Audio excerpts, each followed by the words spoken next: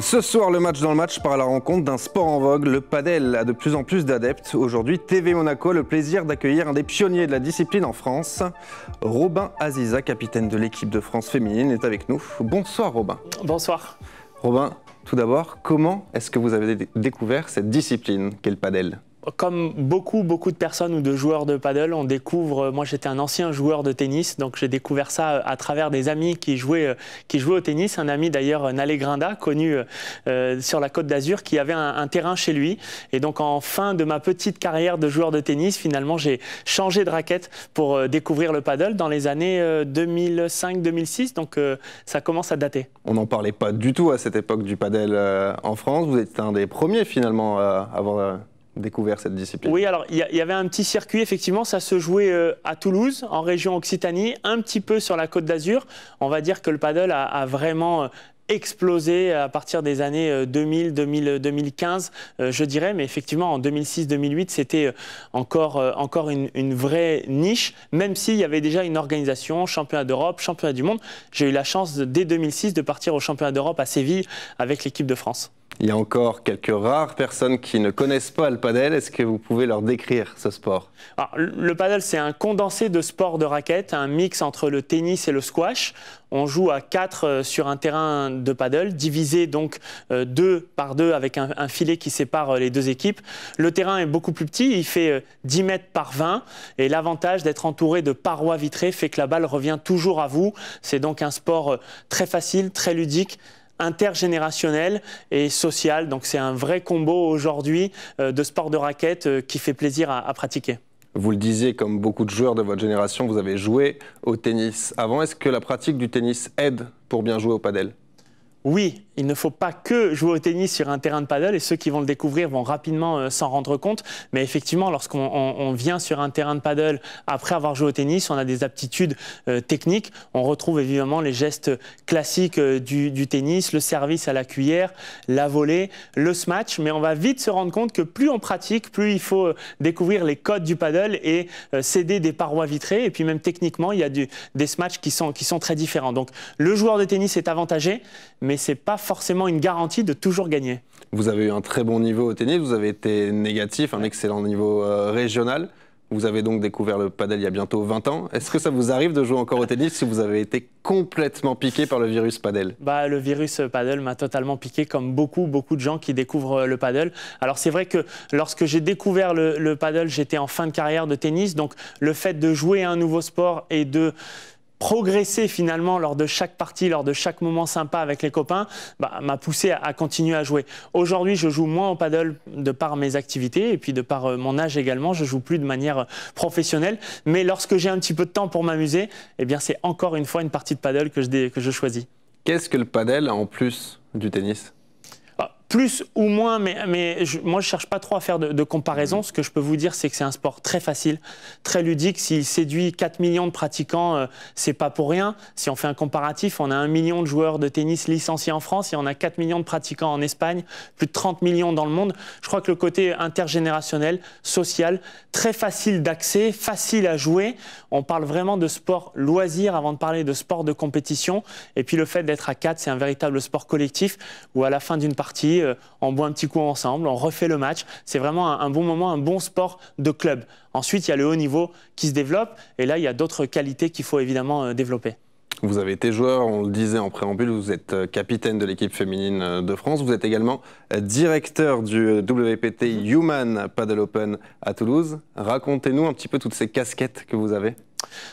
Comme c'est une industrie récente, vous l'avez dit, je suis un dinosaure du paddle. J'ai commencé. C'est vous qui le dites. C'est moi qui le dis. J'ai commencé il y a une vingtaine d'années, donc avant, entre guillemets, que quelque chose dans le paddle soit rémunérateur, il a fallu toucher un petit peu à tout. Et puis, je suis passionné par ce sport. Donc, mon parcours m'a permis d'abord d'aller vivre en Espagne et de jouer le circuit professionnel. J'avais vraiment une volonté forte de découvrir ce qu'était un petit peu la Mecque du paddle en Espagne.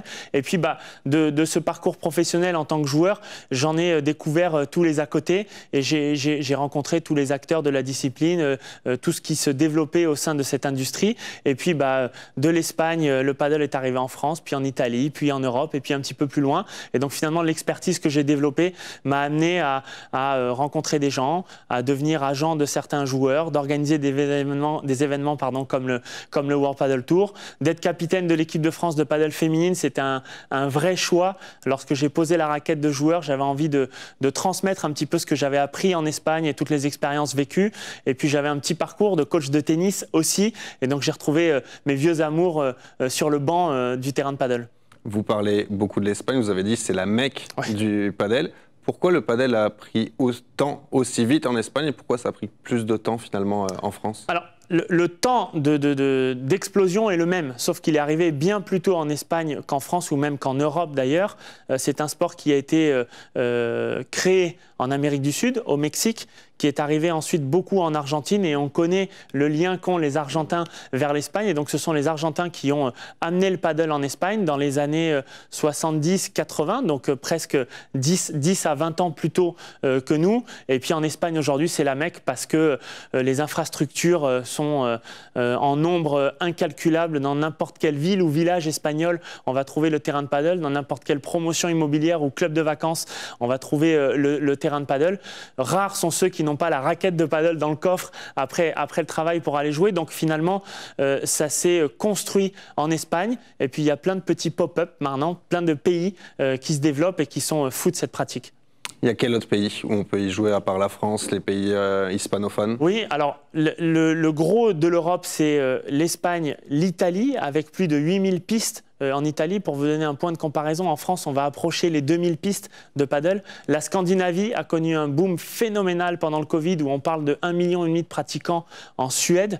La Belgique aussi a beaucoup de pratiquants et de pistes de paddle. Donc quasiment toute l'Europe aujourd'hui est piquée au paddle. L'Amérique du Sud, elle, est toujours aussi forte, avec les pays forts comme l'Argentine, le Chili, l'Uruguay, le Paraguay, le Mexique, où ça joue beaucoup.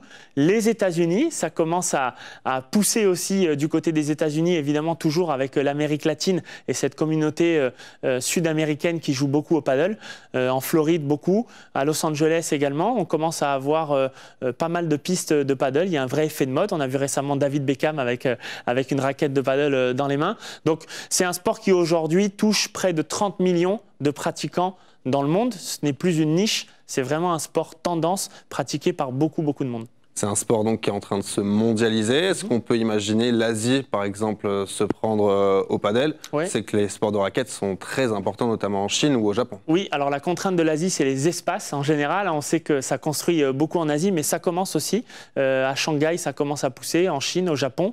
Le Japon fait partie de la Fédération internationale de paddle et participe au championnat du monde. Il y a le Middle East aussi, avec Dubaï, le Qatar, Abu Dhabi, où ça joue beaucoup, le Koweït également, en Israël également. Bref, quasiment l'intégralité du monde aujourd'hui touche du petit doigt ce qu'est le paddle et en général, on y reste sur cette piste. Est-ce qu'on commence à voir des jeunes commencer le sport par le paddle et pas par le tennis ou autre chose, arriver et dire j'ai envie de faire un sport, c'est le paddle? Alors ça, c'est le rêve du capitaine de l'équipe de France féminine de paddle, évidemment, de développer des écoles de paddle et de commencer le paddle comme on commencerait le judo ou le tennis.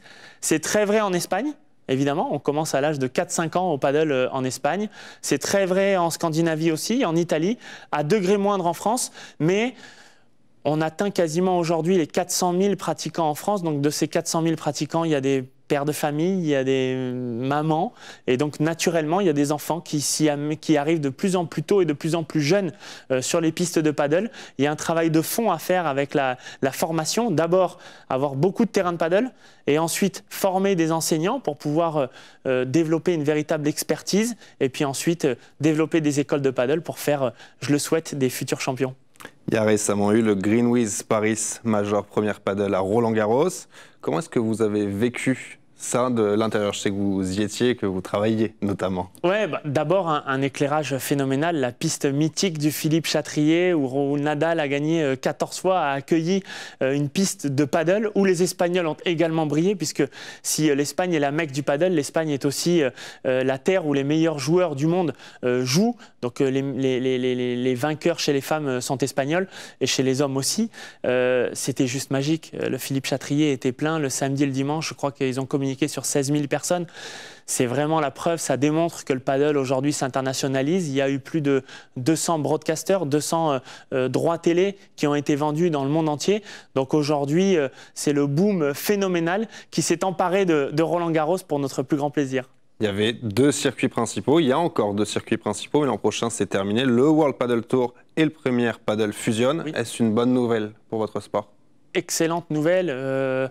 Quand on parle de boxe et de ces multiples ceintures, c'est parfois pas toujours lisible pour le téléspectateur lambda, celui qui connaît la boxe, évidemment, c'est de quoi on parle. Pour le paddle, c'est vrai aussi, mais si on veut développer cette pratique, notamment à la télé, je crois que d'avoir un seul et unique circuit, 24, 25, 30 étapes très lisibles, je pense que ce serait mieux. Et puis les petites guerres intestines au paddle, on va essayer de les éviter, vraiment de fonder une véritable famille et que tout le monde puisse pousser dans le même sens. Mais c'est une industrie naissante, et qui dit industrie naissante dit qu'il y a beaucoup d'acteurs qui veulent se partager le gâteau, et parfois il y a des notions d'ego qui ne sont pas faciles à gérer. Mais là, je crois que l'arrivée de Premier Padel via QSI, le Qatar, au moins ça a mis tout le monde d'accord, et pour le plus grand plaisir des amateurs, on va pouvoir suivre un circuit unifié. Vous parlez d'acteurs autour du padel. Parmi eux, il y a notamment Tony Parker, oui, avec qui vous êtes associé. À quel point est-il impliqué dans le padel? Il est très impliqué, Tony Parker. D'abord, il est impliqué parce qu'il joue au padel. Il joue comment? Il joue plutôt pas mal. Comme tous ces sportifs de haut niveau, finalement, il a des aptitudes naturelles, il se déplace très bien. Il est grand, même si ce n'est pas le plus grand des joueurs de basket, mais malgré tout, pour le lober, c'est quand même pas si facile. Et puis, il le dit lui-même, c'est le sport qu'il pratique le plus depuis qu'il a pris sa jeune retraite. Donc, ça veut dire quelque chose. C'est vrai pour Tony, c'est vrai pour d'autres. Et puis, au-delà de la pratique, il s'est investi avec moi dans le développement du paddle, et notamment l'acquisition des droits du World Padel Tour à Toulouse, que nous avons organisé en 2022 et en 2023, où nous étions les premiers à pouvoir faire venir les meilleurs joueurs de la planète en France, hommes et femmes. Un succès incroyable, 25 000 personnes qui sont venues en 2 ans. Le stade, le Palais des Sports André Broye à Toulouse, complètement full house. Et puis, c'était un petit clin d'œil aussi à l'Occitanie qui avait accueilli la première piste de paddle en France. Donc, on a replacé l'église au milieu du village, comme on dit. Il y a Tony Parker, il y a également beaucoup d'anciens sportifs de haut niveau qui jouent au paddle. Je pense à des tennismen, des footballeurs, des anciens pilotes notamment. Pourquoi finalement ce tel engouement autour du paddle? On a donné les ingrédients simples, ludiques, sympas. On joue entre copains. Ces sportifs-là de haut niveau qui ont joué dans des sports collectifs, pour beaucoup, se retrouvent autour d'une piste de paddle.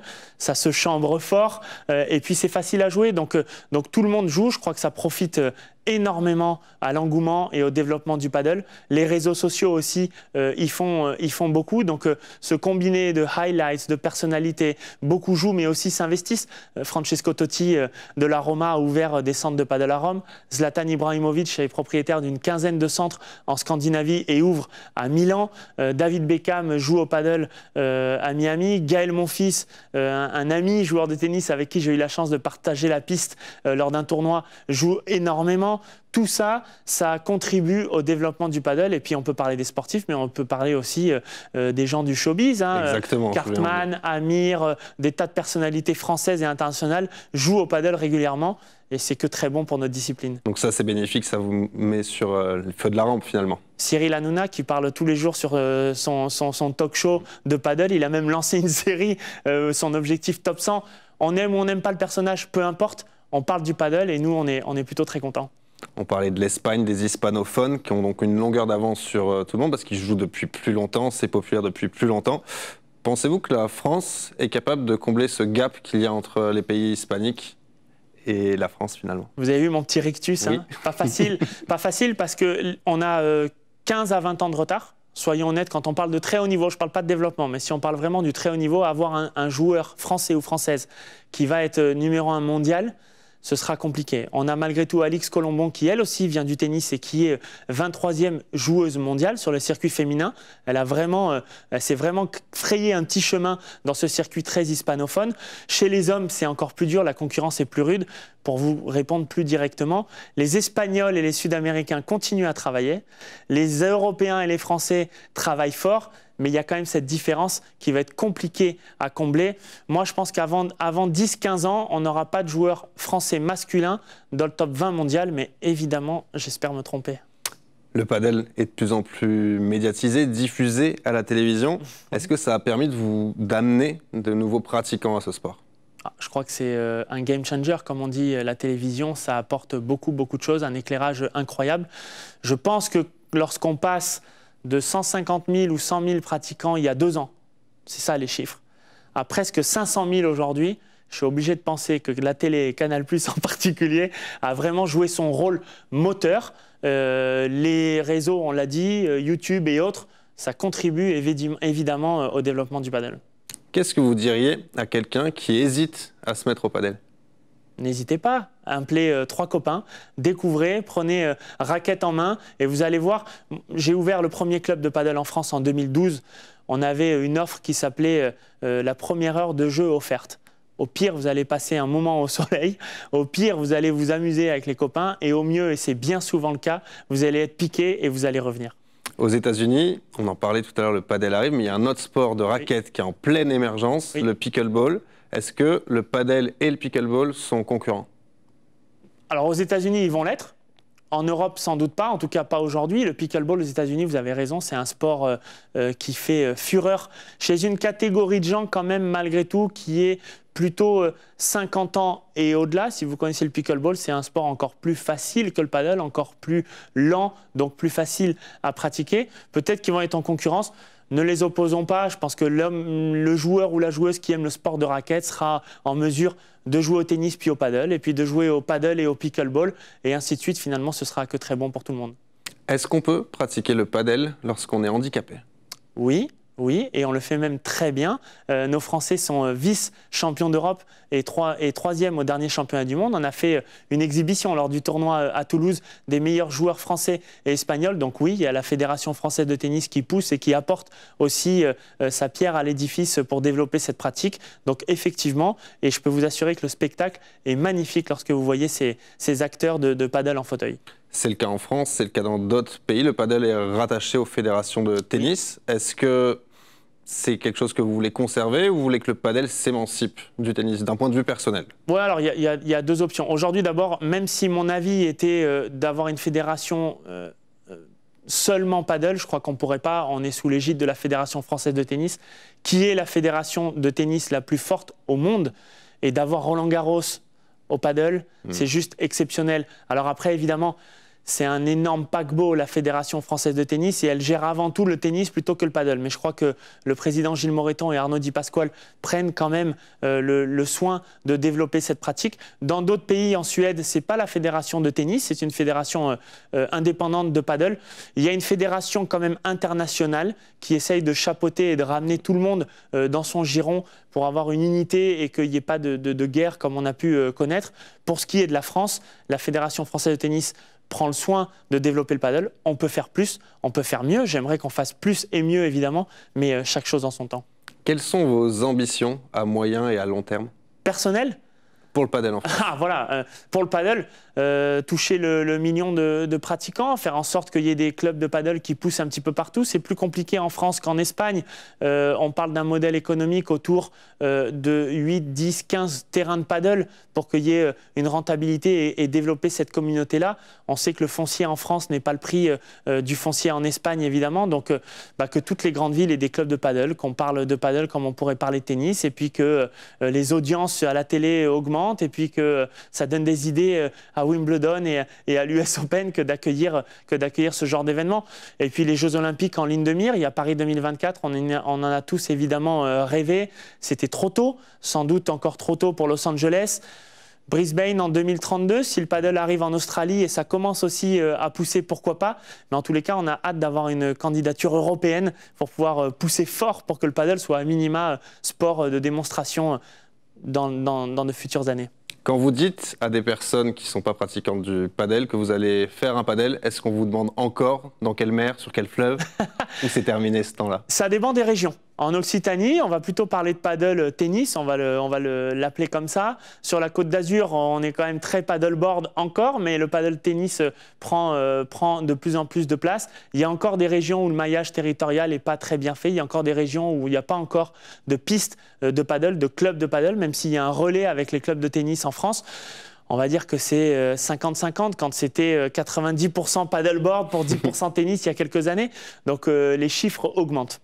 Merci beaucoup, Robin, d'avoir été notre invité. Le match dans le match, c'est terminé pour aujourd'hui. On se retrouve très vite sur le plateau de TV Monaco.